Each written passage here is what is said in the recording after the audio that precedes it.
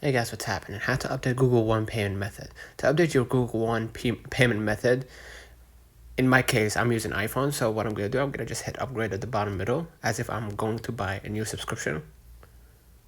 Alright, and then what I'm going to do, I'm going to just go ahead and press get a discount. Right, and from Apple Pay ecosystem, I'm going to be able to change my card. Right, therefore I can change my payment method inside the Apple Pay. But in your case, if you're using Android or whatever, what you're gonna do, just go back to your screen, hit the three bars at the top left, then hit settings.